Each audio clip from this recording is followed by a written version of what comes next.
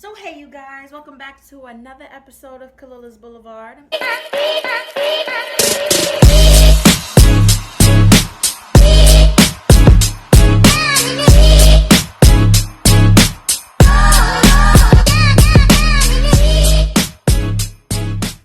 Yes, I told you I was coming back and I did. It took a little while, I'm gonna be honest, but let's talk about why it took so long. Guys, every time I tried to make a video, it was not trying to work out for me. You guys, I attempted cooking videos. I've attempted like just get ready with me. It's things that I used to do and I was just like, it was not giving the energy. It was not giving the energy. So I said, nah, let me relax. Let me just do my story times because y'all know I said I was here to give y'all the tea. So we're gonna see how this works out. So far so good. And let's keep it moving, okay? So today, as I could tell by the title, we are talking about how I got into cheerleading. A lot of people, when I bring it up, it's like so much of a random fact. So I'm like, I never really told anybody the full like, you know? Besides like obviously people are like mad close to me. And obviously the people that was in cheerleading with me. How it all started was in middle school actually. And I was in about like 6th or 7th grade, and I got into this program after school called IACRL, Italian American Civil Rights League. It was lit. They had a bunch of different programs in there, step team, fashion, like everything you could think of. It was fully for you to just explore your creativity, like go crazy. It was lit. And I was dabbling in pretty much everything, but my main thing was step. I loved step. We did step competitions, step performances. We did it all. And there was this woman who was a part of the step team, and she had spotted me and was like, "Yo, I love your energy." And I'm like, I love my energy too, and I love your energy as well. What's going on? It was really nice. She just automatically was like hitting me with cheerleading tryouts, and I didn't even know. She was like, "Can you do a cartwheel?" I said, no, I couldn't. Guys, my cartwheel was atrocious. It was like doing a little gangster lean. It was really bad. I tried to do it on the cafeteria floor just to tell her like I'm so serious. My level of fright for flipping is just like through the roof. Even till today, like I got over it, but yeah, let's not get ahead of ourselves. Flipping is not for me. So I was like, all right, let me try this. Try to do the flip. Oh my goodness. Like I said, it hit a 90-degree angle. It was pretty much like whoop. Instead of going whoop, I went doop. Yeah. Not for me. She's like, it's all good. Our cheerleading team is, different levels. You don't gotta be A1 to join our team, which I really appreciated. It was like the whole point of doing this cheerleading team is to actually help you grow. You don't have to like be top notch all the time. Like you're good. So I'm like, okay. They said we gonna make you top notch. So I go home from school and I tell my mom, like, Mom, I got some news. I want to be a cheerleader. And she's like, huh? I'm like, yeah, I want to be a cheerleader. It was so random, but like, she was here for it. My mom supports me with everything, so she was here for it. And they was like how you could come and sign up on Saturday. And I'm like, oh, they was like, I think she tried to recruit me on like Thursday or Friday. And then she told me pull up Saturday. So I'm like, that time gap was like mad fast. So I go there and they having these open calls, and it was so cool. Like you get to see people who are already in cheerleading, like doing their practice and stuff. It was so cool. It was just giving bring it on energy, y'all. Like giving bring it on energy. No sugarcoating nothing. I love bring it on. Like I love the whole series, even all the way down to Christina Milian and further. I love Bring It On. Yeah, I was like, what can I get into right now? Because I love this. And it was so much fun. Automatically, my mom signed me up. And I just got started, I think like the following week or something along those lines. And it was the greatest experience. there's different type of positions in cheerleading, and I don't know if everybody knows, but like there's a base, a back spot, a flyer, and so on and so forth. Sometimes they have front spots, and then there's people who aren't in stunts at all that are like doing the movements and just spotting from the outside. So there's so many different positions in cheerleading, and I learned over the years that like every position matters. The only position that I was never was a back spot, because usually back spots are a lot taller. They're really they hold that stunt. They're holding the flyers back of their legs. They are holding that stunt. And if the flyer falls, they got you. You know, they gonna take it for the team. You know, I was a base actually. I was in cheerleading for 4 years, and I was a base for my first 2 years, I think, and it was fun. A lot of my partners for base had to do a lot of squatting to, get on my level because I'm so short. So it was really interesting. It was really interesting to see that process of being able to lift somebody up by their foot. Guys, I felt like Hercules. And it was a blessing to be able to learn how to do that so quickly. I learned discipline. I learned teamwork. I learned leadership. I learned that you can do things afraid, because I was scared a lot. I told you I could not handle the flipping. And I always had gymnastics class, I think every Thursday. But by the end, like for my senior year, your girl was getting very, very close to a back handspring. And I never thought I would get to that level, and it was so fun. It was so fun. And I made a family along the way.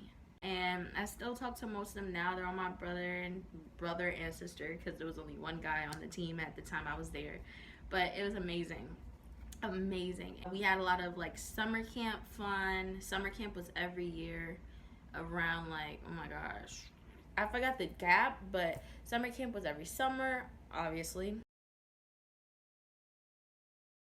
And it's funny because I always wanted to do camp, so like doing camp as a cheerleader is even better. It was hot, it got frustrating some nights, but we got through it, and it made us stronger. We learned different stunts and chants and things that we took with us, and just kept the spirit going, you feel me? And we did competitions every year in Florida in Universal Studios, and while I was there, we won twice.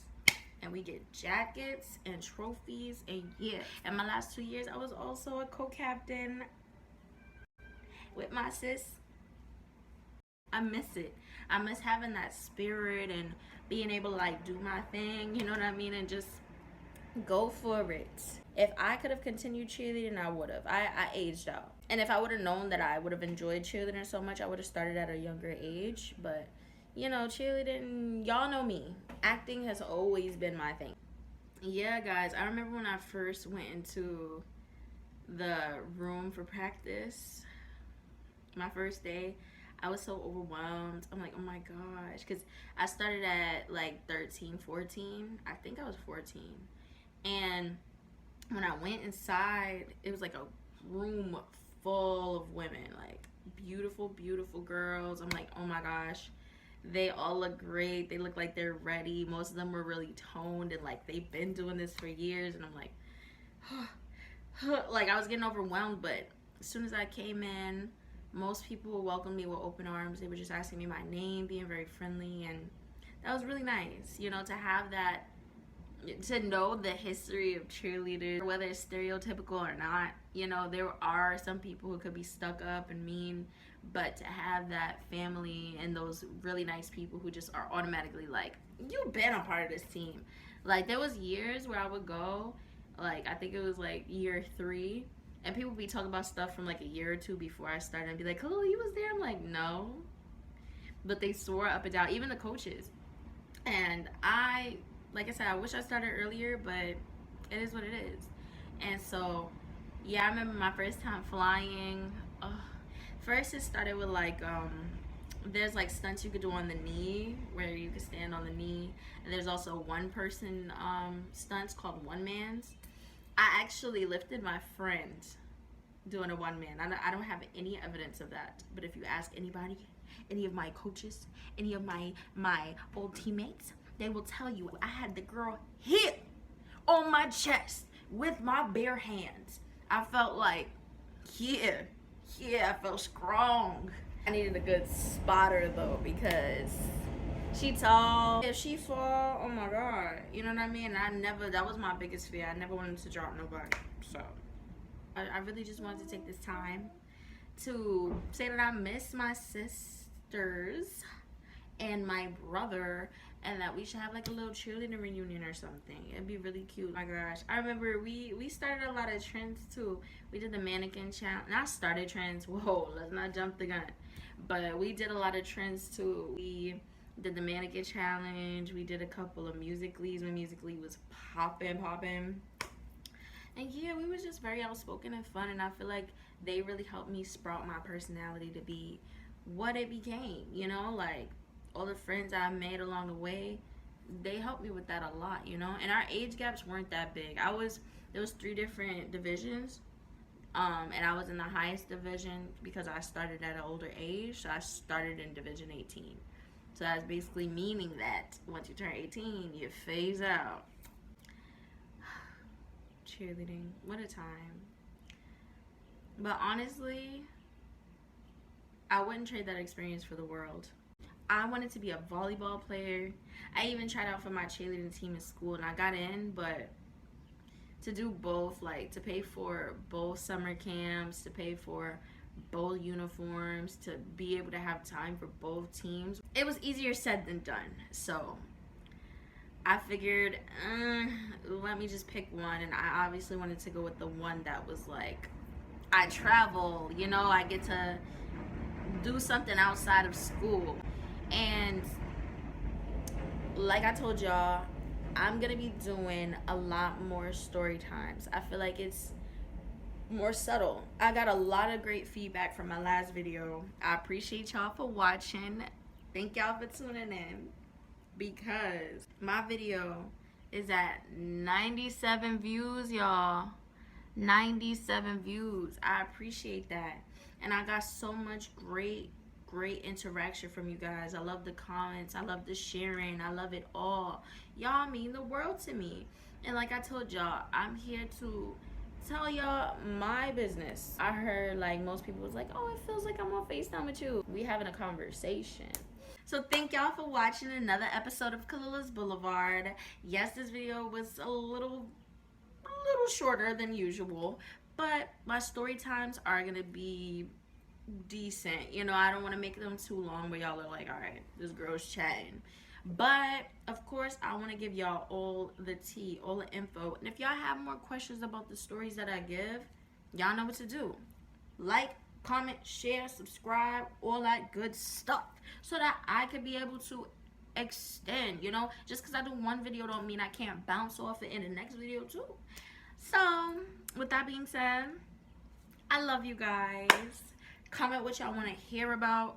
Comment if y'all do want me to get into them tutorial videos and interaction videos, because I will eventually move up in the game. Right now it's just you know, it's starting off a little slow for your girl, and I gotta get back into it. So once again, I appreciate y'all for tuning in. I love y'all.